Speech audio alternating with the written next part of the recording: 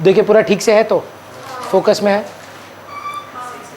चलिए थोड़ा चेंज कर दो ना, उससे होगा नहीं, पूरा कैमरा उठ के करना होगा। उठो, स्टिक को थोड़ा राइट लेफ्ट कर दो। हाँ आई थिंक काफ़ी है नहीं? हाँ ठीक है।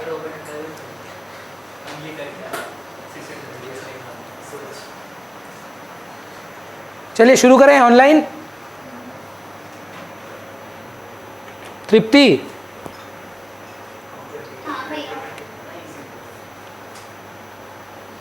स्टार्ट करते हैं फिर।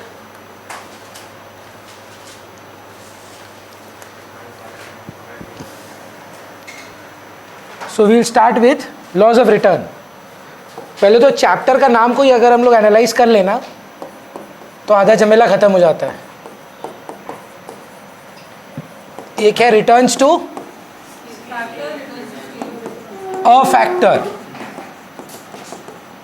और एक है रिटर्न्स टू, ये रूल है शॉर्ट रन का और ये रूल है लॉन्ग रन का।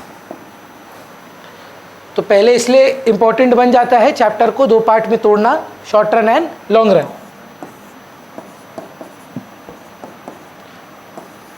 कोई भी फर्म या कोई भी इकोनॉमिक के पर्सपेक्टिव से सोचे तो हमारे 4 फैक्टर्स ऑफ प्रोडक्शन होते हैं: land, labour, capital, entrepreneur.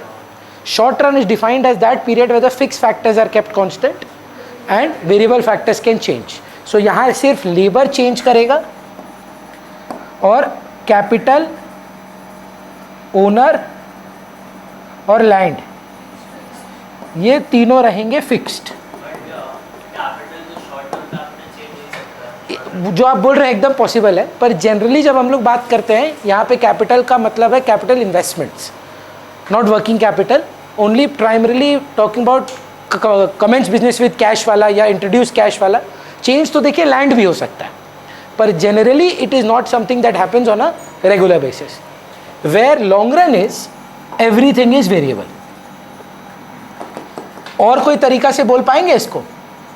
No fixed factors. दुर्भाग्य सौभाग्य से हमारे सिलेबस पे सिर्फ शॉर्ट रन ही है, बट लॉन्ग रन क्या है, डिफरेंस क्या है लॉन्ग रन के लॉ और शॉर्ट रन के लॉ का, वो आपको बस पता होना चाहिए। So we have difference between short run long run, but we don't have laws of long run. Laws of long run is returns to scale, उसके बारे में बातचीत नहीं करते हम लोग, पर difference between LVP and returns to scale हमारे सिलेबस में एकदम है। तो जो बात कर रहे हैं हम लोग सबसे पहले is not about LVP, we are talking about returns to a factor. Please understand the difference between law of variable proportion and returns to a factor. So they are saying when you will change your variable factor and fixed factors will be constant, there are 3 probabilities. So अगर आपसे कभी exam में पूछे कि यार भाई बताओ ना ये रिटर्न्स टू फैक्टर क्या है, बोल रहे हैं जब आप लेबर को चेंज करते हैं, फिक्स फैक्टर को कांस्टेंट करते हैं, तो आपको 3 टाइप की रिटर्न आ सकती हैं. ये एलवीपी नहीं है. Increasing returns to factor, constant returns to factor और डिमिनिशिंग रिटर्न्स टू फैक्टर. आप लोग में से जिनका ये चैप्टर हुआ है वो समझते हैं कि एलवीपी में ये दोनों तो है पर ये नहीं है, इंस्टेड नेगेटिव है. तो एलवीपी के रिटर्न्स अलग हैं, वो नहीं पढ़ रहे हैं आप अभी. बोल रहे हैं देखिए 2 टाइप का टाइम पीरियड होता है, short run, long run. Short run में क्या होता है सर, शॉर्ट रन के लेबर ही चेंज होता है, फिक्स फैक्टर चेंज नहीं होता है. अच्छा जब लेबर ही चेंज होता है तो क्या रिटर्न आता है, बोले 3 टाइप का रिटर्न आ सकता है, आता नहीं है, आ सकता है. इंक्रीजिंग रिटर्न्स टू फैक्टर मतलब एक लेबर 10 ला रहा है तो 2 लेबर 22, डबल से ज़्यादा. या एक लेबर 10 ला रहा है तो 2 लेबर 20, या एक लेबर 10 ला रहा है 2 लेबर 19. 10 के नीचे नहीं जा सकता यार, एक आदमी 10 तो बना ही चुका है, 2 9 कैसे बनाएगा, दूसरा 9 बना सकता है. So either you get better at the next labour, either you get relatively worse or you are constant. So increasing returns to factor, diminishing returns to factor and constant returns to factor, ये 3 type के returns होते हैं. यहाँ से हमारा chapter start होता है बोलता है कि ये जो चैप्टर आप पढ़ रहे हो इसके 3 प्रोडक्शन पार्ट्स हैं, TPP total physical product, MPP marginal physical product and average physical product. The generic time period is short run. In the short run, there is a law. Does this follow the law? No. This is what is short run. In short run, you get 3 returns. If you are specifically following a law of the short run, that law is called as the law of variable proportions. And what does the law of variable proportion state? That with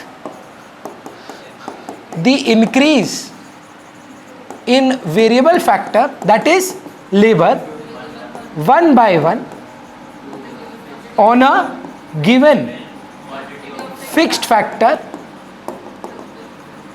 the total product increases at an increasing rate, then increases at a becomes maximum.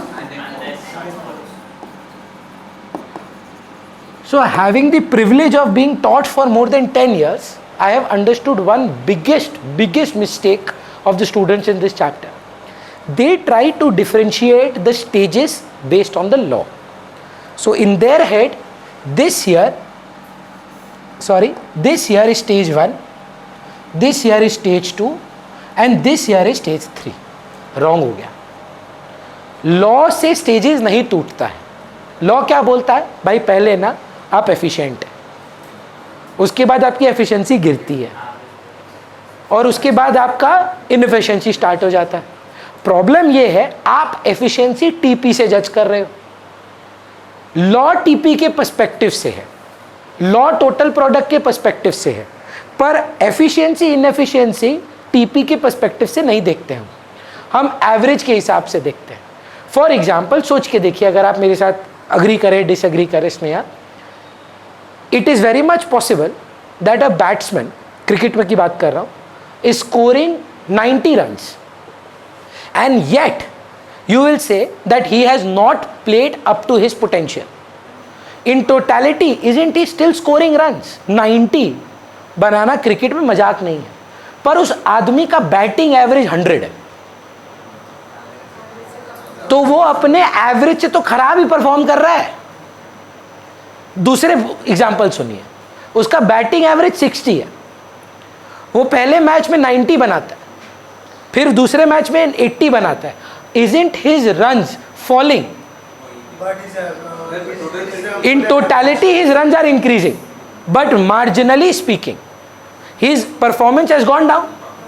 But isn't he still performing better than his average? What is the issue? So we cannot judge the efficiency on the basis of total product. We state the law on the basis of total product. फिर से मृदुल, what does the law of variable proportion state? With the increasing variable factor, there is labor. They 1 by 1 total Product factor is remaining constant. TP increases at an increasing rate, then TP increases at a diminishing rate and becomes max and then falls. Absolutely correct. अब इसमें आप आगे बढ़ने से पहले 2-3 बातें याद रखें. जब भी आप लॉ एक्सप्लेन करें, assumptions देना कंपलसरी है. असम्पशन क्या है? आप शॉर्ट रन में हैं, टेक्नोलॉजी सेम है, ओनली 1 फैक्टर इज वेरिएबल, वही शॉर्ट रन वाला बात. Labour is homogeneous. इस चैप्टर का एक और मिस्टेक जानता है रचित, हम तो वो गारंटी दे रहे हैं, आप राइट बोल सकते हैं, मैक्सिमम बच्चों से अभी मैं पूछूंगा वो लोग रॉन्ग बोलेंगे. ठीक है, चलिए let us start with Riddhi. Riddhi, हमको बताइए एलवीपी के डायग्राम में वाई एक्सिस पे क्या है और एक्स एक्सिस पे क्या है?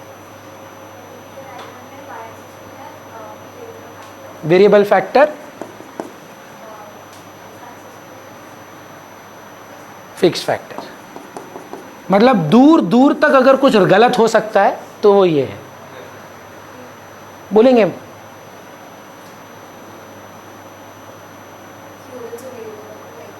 क्या बनाना है हमको? टीपी बनाना है. टीपी मतलब आउटपुट. कहाँ पे? Okay, very good answer. Finally आप राइट बोले. रॉन्ग हो जाएगा क्वांटिटी लिखने से।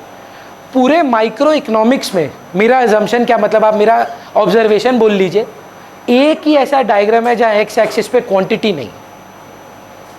चलिए गिनती करते हैं। डिमांड में एक्स एक्सिस में क्या है, पूरे क्वांटिटी, चाहे इनकम में के साथ क्यों ना हो, चाहे प्राइस ऑफ रिलेटेड ही क्यों ना हो, आउटपुट क्वांटिटी, रेवेन्यू में भी क्वांटिटी सोल्ड, प्रोड्यूसर इक्विलिब्रियम में क्वांटिटी, कंज्यूमर इक्विलिब्रियम में क्वांटिटी, सप्लाई में भी क्वांटिटी, अरे नेशनल इनकम में भी quantity, theory of income employment में भी क्वांटिटी। पूरे इकोनॉमिक्स में आपके पास यही एक ही डायग्राम है जहां पर एक्स एक्सिस पे लेबर है। अगर आप वो बैकवर्ड बेंडिंग लेबर सप्लाई भी देखें, वेज रेट और क्वांटिटी ऑफ लेबर है ना, यहां पर आप समझने की कोशिश करिए, आउटपुट जो होता था वाई एक्सिस पे शिफ्ट कर गया। टीपी क्या है, output, here output is on the Y axis. कितना बच्चा लोग हम देखें टीपी तो सही लिखता है, एक्स एक्सिस क्वांटिटी, तो एक 45 डिग्री लाइन बनेगा, क्योंकि सेम चीज तो ले लिया आप एक्स और वाई में जो आप करते थे एएस के टाइम पर। याद करिए, एग्रीगेट सप्लाई को 45 डिग्री लाइन इसीलिए तो बोलते थे कि सेम चीज आप एक्स एक्सिस और वाई एक्सिस पे ले लिए। तो इसलिए एक्स एक्सिस पे क्या लेना है, यूनिट्स ऑफ लेबर। और अगर आप एमपी बनाए तो एमपी और यूनिट्स ऑफ लेबर, एपी बनाए तो एपी और यूनिट्स ऑफ लेबर। ये बहुत ही ज़्यादा इंपॉर्टेंट है। तो एक बार सुनिए हम लोग कैसे स्टार्ट किए चैप्टर। बोला देखिए प्रोडक्शन के बारे में पढ़ रहे, प्रोडक्शन के लिए टाइम पीरियड रेलेवेंट है, तो short run long run. Short run क्या है, वो टाइम पीरियड जहाँ पर फिक्स फैक्टर्स कांस्टेंट है और variable factor which is labour he change हो सकता है। और लॉन्ग रन क्या है, जहाँ सब कुछ वेरिएबल है। शॉर्ट रन के अंदर रिटर्न्स किस प्रकार की होती हैं, वो तो एक ही चेंज होता है ना, तो returns to a factor, increasing returns to a factor, diminishing returns to a factor, constant returns to a factor. अच्छा, कोई शॉर्ट रन का लॉ भी है क्या, कि कैसा लॉ, मतलब कोई जो हम लोग अप्लाई कर पाए? बोलते हैं हाँ एक लॉ भी है, लॉ ऑफ वेरिएबल प्रोपोर्शन। जैसे कोई सिमिलर एग्जांपल अगर हम आपको दे पाए, कंज्यूमर इक्विलिब्रियम कब आता है, MUX इक्वल टू PX, पर उससे पहले क्या है, लॉ ऑफ DMU। तो पहले क्या बता रहा है भाई, शॉर्ट रन क्या होता है? शॉर्ट रन होता है जहाँ फिक्स फैक्टर कांस्टेंट है, शॉर्ट रन के रूल्स को चाहिए रिटर्न्स टू फैक्टर के। अब शॉर्ट रन का एक स्पेसिफिक लॉ है जिनके कुछ अजम्पशंस हैं कि लेबर एक एक करके लगाओगे, फिक्स फैक्टर पे लेबर होमोजीनियस रखोगे तो टोटल प्रोडक्ट पहले इंक्रीज करेगा इंक्रीजिंग रेट पे, इंक्रीज करेगा डिमिनिशिंग रेट पे, मैक्स होके फॉल करेगा। जीवन में शायद आखिरी बार आप ये एग्जाम्पल सुन रहे हो वो गन्ने का मशीन वाला। तो एक एक करके जब आप लेबर इंक्रीज करेंगे तो आप अपने ऑप्टिमम रेशियो पे पहुंचने से पहले आप अपना टीपी को इंक्रीज करवाएंगे इंक्रीजिंग रेट, और फिर increase at a diminishing rate भी होगा थोड़ा सा। ये स्टेज 1 के अंदर ही हो जाता है। स्टेज 1 में हम नहीं बोलते TP is only increasing at an increasing rate. Stage 1 ends where AP is maximum और AP is equal to MP. वो भी मैं कराऊंगा, मैं बस आपको याद दिला रहा हूं। Stage 1 has not been defined as the point of inflection. Stage 1 has been ending from where the AP is maximum. So for that, true false, TP increase at an increasing rate and a little bit of TP increase at a diminishing rate भी stage 1 में मिलता है। पर अगर आप agree करें तो हमारा जो शेड्यूल हम लोग बनाते थे TP, MP, AP का नंबर्स ना लेकर, अगर मैं बोलूँ टीपी और एमपी का रिश्ता क्या है, when TP is increasing at an increasing rate, 0, कुछ जल्दी हो गया ये, MP is rising reaches maximum, when TP is increasing at a diminishing rate but is positive, when TP is maximum या यहाँ होता है 0, and when TP falls MP is negative. चलेगा? Is there a relationship between AP and MP as well? Is it कि कौन rise कर रहा है, कौन फॉल कर रहा है, कि कौन बड़ा है? When marginal product is greater than average product, AP rises. When MP is equal to AP, AP is maximum. When MP is less than AP, AP falls. देखिए AP नेगेटिव क्या, जीरो भी नहीं होता है, क्योंकि AP को zero होने के लिए TP को जीरो होना होगा, और इतना भी कोई खराब एफिशिएंसी नहीं होने वाला है कि आपका प्रोडक्ट गिर गिर के शून्य पे चला जाए. वो गिरेगा, कुछ तो प्रोड्यूस करेंगे आप. सो that is how the law of variable proportion works. अगर आप डायग्रामेटिकली बात करें, जो I think is a very relevant question for this year, तो टीपी को बनाने के लिए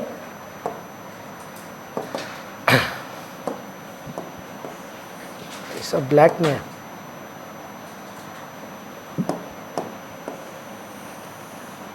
टीपी को जब आप बनाएंगे, मान लीजिए रेड से ही बना रहे हैं, मेरा एक रिक्वेस्ट है कि आप टीपी को ओरिजिन से स्टार्ट ना करें. दो जीरो लेवल पे जीरो ही होता है, पर क्या है, एपी, एमपी और टीपी तीनों सेम पॉइंट से स्टार्ट करते हैं. तो जब तीनों सेम पॉइंट से स्टार्ट करेंगे, तीनों को जीरो से स्टार्ट नहीं कर सकते. सो कॉमन पॉइंट क्या हुआ, total product starting at first level. So पहले क्या होता है ना सर, इंक्रीज करते हैं इंक्रीजिंग रेट में, फिर क्या होता है, इंक्रीज करते हैं डिमिनिशिंग रेट में. एक सेकेंड रुकिएगा.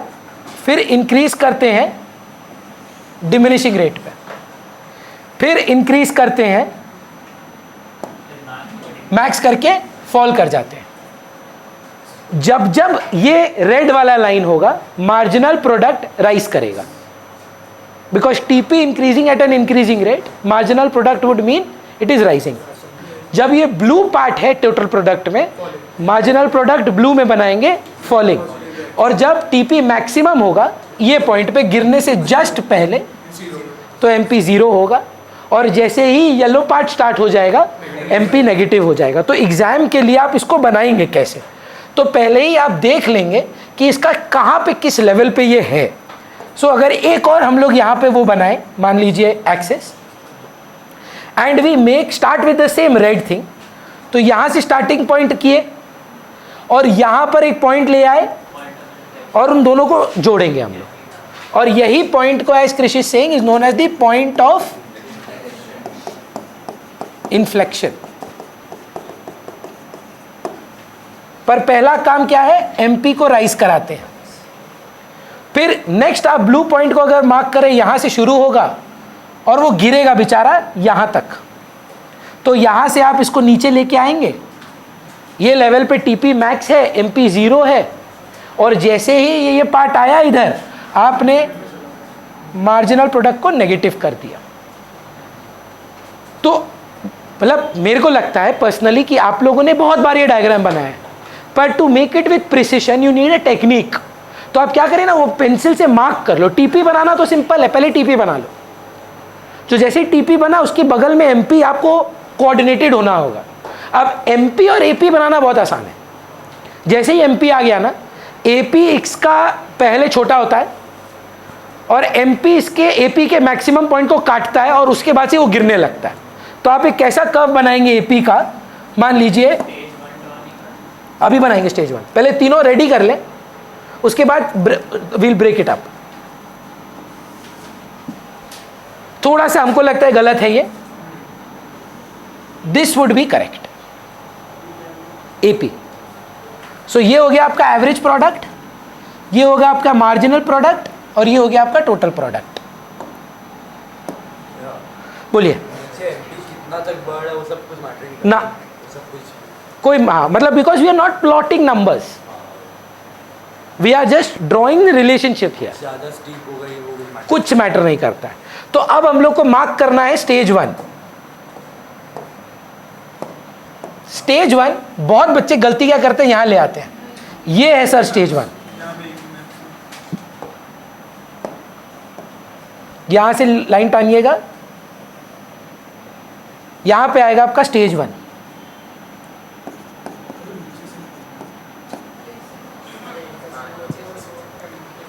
फिर ये जो है आपका स्टेज 2 है, सॉरी, और ये आपका ऑब्वियसली स्टेज 3 है. बहुत बच्चे हमसे सवाल पूछे ही हैं कि भैया बुक में ना ये भी मार्क किया है। हाँ जरूर किया है, पर अगर आपकी बुक में भी आपने भी किया हो, ये लोग ऐसा किया है बहुत स्मार्टली, ये तो इधर ही रहेगा, ये स्टेज 1 जो है ना इसको उधर शिफ्ट कर देगा। तो मान लो इसको हटा दें यहाँ से, पूरा ही हटा दीजिए इसको, और पूरा बिगिनिंग से आप लिखिए स्टेज 1 पार होकर यहाँ तक चला जाता है। सो ये मेरे हिसाब से आपको ना ये बनाना ही नहीं चाहिए। ये वाला जो आप बना रहे हो ना इसको हटा दो, डोंट ड्रॉ दिस वन। वो भी करेक्ट आंसर है कि आप इन्फ्लेक्शन को डॉटेड लाइन दिखा दीजिए और स्टेजेस को प्रॉपर कर्व्स के साथ दिखाएं तो बेटर है। So the first question that we get, जो लोग अभी आए हैं, हम लोगों ने बात किया कि प्रोडक्शन क्या है, लॉज ऑफ रिटर्न। 2 पार्ट में हमने तोड़ा, returns to scale, return to factor. Returns to scale short run है, returns to factor short run है, returns to scale long run है। रिटर्न्स टू फैक्टर का मतलब क्या है? रिटर्न्स टू फैक्टर का मतलब है increasing returns to factor, diminishing returns to factor, constant returns to factor. Short run में एक लॉ है, उस लॉ का नाम है law of variable proportion. Law of variable proportion state करता है कि अगर आप लेबर एक एक करके बढ़ाएंगे तो पहले टोटल प्रोडक्ट इंक्रीज करेगा इंक्रीजिंग रेट, फिर इंक्रीज करेगा डिमिनिशिंग रेट पे, मैक्स करके फॉल कर जाएगा। तो इसीलिए उनके तीनों के रिलेशनशिप्स हैं, टीपीएमपी का, एपीएमपी का। फिर जाकर हमने बोला कि ये डायग्राम देखिए स्टेज 1, स्टेज 2, स्टेज 3 का। एक सिंपल सा सवाल है मेरे को, एलवीपी को एलवीपी क्यों बोलते हैं? Why is it called the law of variable proportion? Combination of variable factors are employed on a given quantity. Very good answer. So the fixed factor is same. But what are you doing? 1:1, 1:2, 1:3, 1:4. So the factor proportion is always variable. So fixed factor same है और variable factor हर बार बढ़ा रहे हो तो ratio जो है वो change हो रहा है, इसीलिए लॉ ऑफ वेरिएबल प्रपोर्शन। तो इसीलिए जो लोग पढ़ रहे हैं अब समझ रहे हैं, रिटर्न्स टू स्केल में अग्री करिए, ऐसा नहीं होगा। On the scale of the production. तो क्या है, अगर 1 labour 1 machine, 2 labour 2 machine, 3 labour 3 machine, the factor proportion remains the same in long run. So obviously 1 labour 1 machine नहीं होता है, 10 labour 1 machine, 2 machine 20 labour, 3 machine 30 labour. So that is why we say you are changing the scale of production, long run है। पर हमारे syllabus में क्या है, short run. मेरे को लगता है एलवीपी से 6 मार्क का क्वेश्चन नहीं आएगा, नहीं आएगा। 99% इसमें से आएगा रिलेशनशिप्स, ट्रू फॉल्स, क्योंकि यही एक मोस्ट टेक्निकल टॉपिक है जो हमको लगता है बच्चे डायरेक्ट क्वेश्चन के चक्कर में पढ़ने जाते हैं। So be very careful with this. यहाँ पर अगर आप इसके आगे बढ़े, which stage to produce and why? Stage 2 obviously. Why? पहले क्या बोलेंगे, स्टेज 1 क्यों नहीं? AP is still rising. Reason है सिंपल, बोल रहे एपी अभी भी बढ़ रहा है, देखो चलो देखें। बोल रहा है यहाँ पे रुकोगे क्या? नहीं, एपी बढ़ रहा है। यहाँ रुकोगे? नहीं, यहाँ एपी मैक्स है। बोला यहाँ रुक जाओ। बोला यहाँ पे तो पता नहीं था ना, एपी मैक्स तक तो जाने दो। अच्छा स्टेज 2 चालू होते ही खत्म, रुक जाओ। वो अभी कैसे बताएं? उसके लिए मार्जिनल कॉस्ट का रिक्वायरमेंट है, मार्जिनल रेवेन्यू का रिक्वायरमेंट है। जहां MC इक्वल टू MR आएगा वो होगा प्रोड्यूसर इक्विलिब्रियम। स्टेज 2 में कहाँ वो हम नहीं बता सकते, पर स्टेज 2 में ही हम रहना चाहेंगे। एग्जैक्टली कहाँ, वो कौन सा चैप्टर बताता है हमको? Producer equilibrium. बच्चा क्या पूछ रहा भैया, वो तो कॉस्ट है। कॉस्ट तो पूरा प्रोडक्शन से ही आया है। Why does the total variable cost curve increase at a diminishing rate in the beginning? Because it is increasing at an increasing rate. Because there is LVP. Production is increasing at an increasing rate, there is efficiency. So costs are increasing at a diminishing rate. वहाँ efficiency है बनाने में, तो खर्चे में भी तो होगी। अग्री करते हैं? सो ये हुआ हमारा फर्स्ट पार्ट, जहाँ पर स्टेज 2 करना है, स्टेज 3 नहीं करना है, because MP is negative, fall भी नहीं।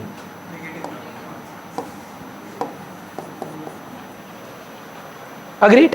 धीरे धीरे बात कर रहे हैं। LVP 3 relationships, which stage to produce and Y.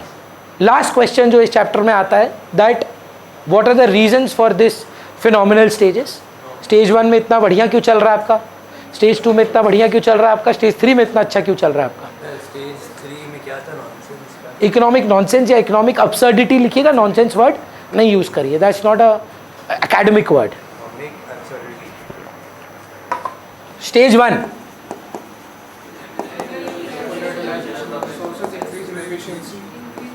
Fuller utilisation of fixed factor, Going for the और दूसरा Increase in efficiency of variable factor. Due to division of labour. Specialization. तोड़ दिए.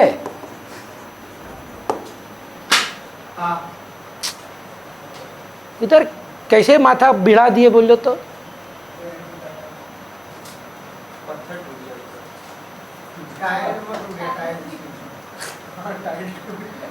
मोटिवेशन ज़्यादा division of labour, division of labour में आपका better ही होते जा रहा है. फोकस करिए ना सर. स्टेज 2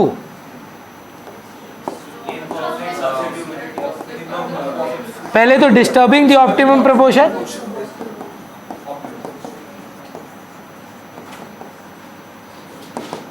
और दूसरा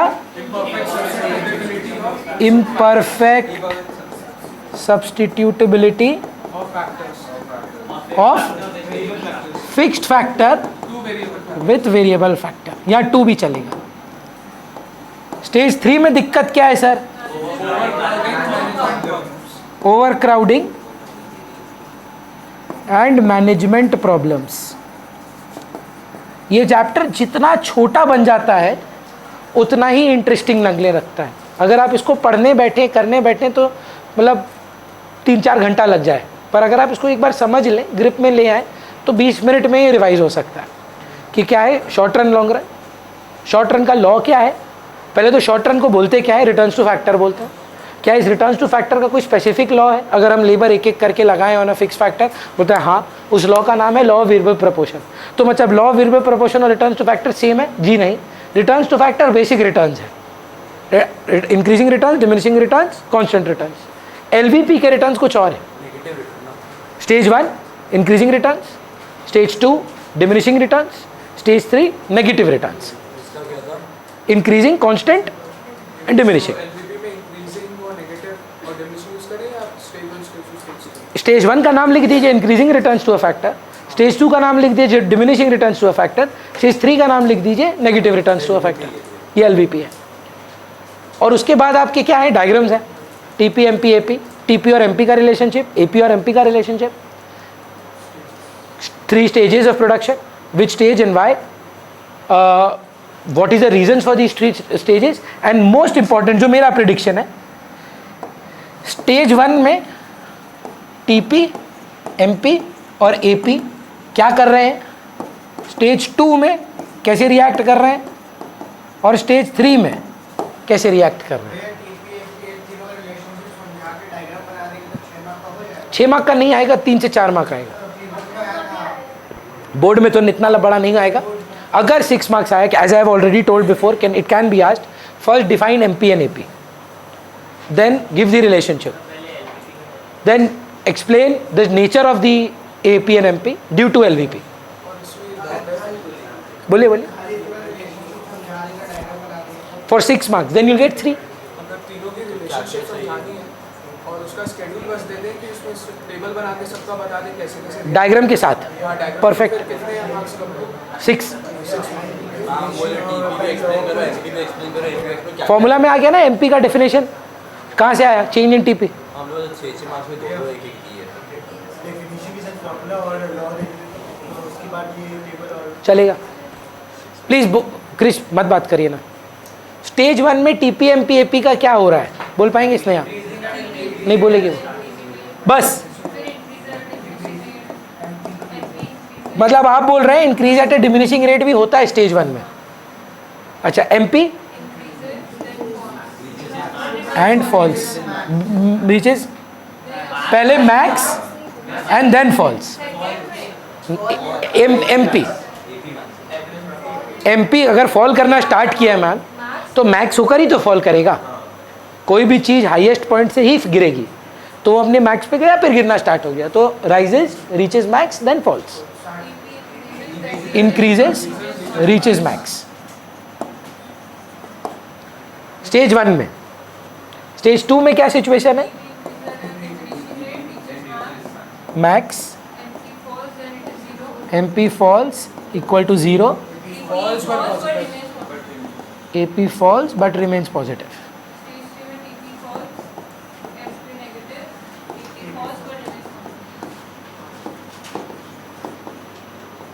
ये आने का मेरे को लगता है अराउंड 90% है।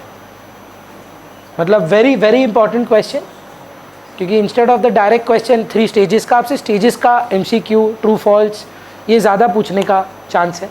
1-2 सवाल हम आपसे पूछते हैं। भरत, आपके आने से पहले हम आपको 3 बजे का टाइम दिए थे, पर आप लोग थोड़े से, और हम ना एकदम भी आप लोग का आखिरी 1-2 क्लास में आप लोग को डांटना नहीं चाहते। मेरा सामान भी तोड़ दिया, हम कुछ नहीं बोले उसको। इसका नोट्स लिखूंगा, जो PDF चाहिए आपको ना, ये क्या बना रहे हो? वो अब देखिए उसका कंसर्न है। हम नहीं, इसीलिए हम बोल रहे हैं, हम नहीं बोलना चाहते। जाते जाते आप लोग जिसमें से कुछ बच्चा सिविक को पढ़ता है, अकाउंट्स में भी आप आएंगे, हम नहीं चाहते कि we end on a bad note. तो इसलिए हम कुछ नहीं बोलेंगे, आप लोग थोड़ा सहेंगे। पर अगर देखिए कि आप पढ़ाई में हैम्पर कर रहे हैं, तब बोलना नहीं रखें। हम सोच रहे हैं हम कुछ बोलेंगे नहीं, हाथ पैर चलाएंगे हम, है ना। आई थिंक वो आपको जीवन भर है। हम को स्पेसिफिकली नहीं बोल रहे हैं, हम बस बोल रहे हैं कि हम जिम जाते हैं, ठीक है, अच्छा वैसे वो सब है, और हम लास्ट डेज में आपके साथ पंगा नहीं करना चाहते, तो हाथापाई होगा। और क्योंकि अगर हम मारेंगे ना, बोस्ट नहीं कर रहे हैं, क्रिस से पूछिए, क्रिस कोशिश किया था फिर से पंजा लड़ने का, हम मारेंगे तो कम से कम 70% बच्चा लोग बेहोश तो होगा, जोर से अगर मारे। भरत तो मर भी सकता है, पर बेहोशी का हालत में तो जानेंगे आप लोग। तो इसीलिए मत करिएगा कुछ ऐसा, हम रिक्वेस्ट कर रहे हैं, प्रेम से बोल रहे हैं। अच्छा से वार्निंग दे दिया। अब अगर आप लोग नहीं माने, हमको ब्लेम मत करिएगा, भैया आप मारे कैसे, क्या करेंगे, 2 दिन बचा है, जो करना है कर लीजिए। क्या करेंगे, गुंडा लाएंगे, लाइए। हम खिदिरपुर से हैं। जितना तुम्हारा सोर्स ऑफ गुंडा है ना, पहले वहीं से फ़ोन मेरे से ही जाता है। हाँ, तो पर सारा सोर्स है मेरा। करो, कॉल करो एक दिन, देखो क्या होता है। स्टेज 1, स्टेज 2, स्टेज 3 ये सब हम लोगों ने अभी डिस्कस किया, जहाँ पर अगेन एक आध ट्रू फॉल्स क्वेश्चन वेदे का, स्टेट ट्रू और फॉल्स, इसमें हमेशा डिबेट होता है। AP will always rise as long as MP is rising. Falls है। डायग्राम देखते हैं। क्या गिरता हुआ MP पे भी AP राइज नहीं होता है?